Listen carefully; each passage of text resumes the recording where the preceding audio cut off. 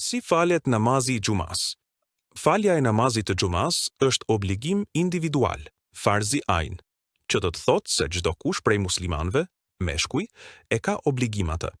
Argument për obligueshmërinë e këtij namazi kemi ajetin e Kuranit famëlart, ku Zoti thotë: O ju që keni besuar, kur bëhet thirrja për namaz ditën e xuma, ecni shpejt për aty ku përmendet Allahu, e lini shitblerjen. Kjo është shumë më e dobishme për ju, nëse jeni që e dini. E kur të kryhet namazi, atëherë shpërndahuni në tokë dhe kërkoni begatit e Allahut, por edhe përmendeni shpesh herë Allahun, ashtu që të gjeni shpëtim. El Gjumua, ajeti 9, 10. Gjithashtu, ekzistojnë edhe hadithe të profetit Muhammed që flasin për obligueshmërinë e namazit të xumas. Si falet ky namaz? Namazi i xumas falet në këtë mënyrë. Fillimisht falen 4 rekate sunete para farzit. Më pas, imami ngjitet në hutbe dhe mban hutben apo ligjëratën e xumas. E më pas, falen 2 rekate farz të xumas me xhamat.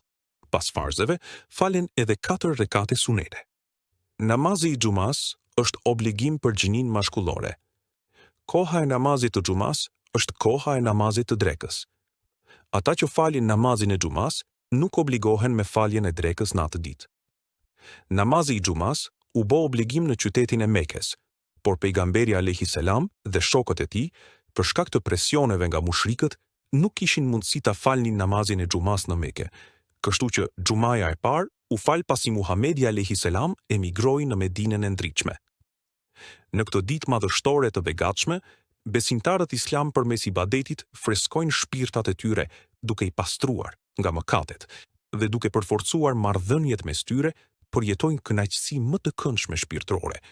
E në lidhje me këtë, pejgamberi alayhi salam ka thënë: Kush pastrohet ditën e xuma dhe parfimoset, nëse ka, vishet me rrobat më të mira që i ka, e pastaj del nga shtëpia për të shkuar në xhami dhe bën ibadet sa ka mundësuar, e nuk e dëmton askënd. Pastaj e dëgjon me vëmendje hutben derisa të falet. E tërë kjo është mbulesë, pastrim mes kësaj dhe xumas tjetër. Pastaj Muhamedi alayhi salam ka thënë: Kush i braktis 3 namaze të xumas, pa i falur, pa arsye tim, Allahu i Madhërisëm e vulos zemrën e tij.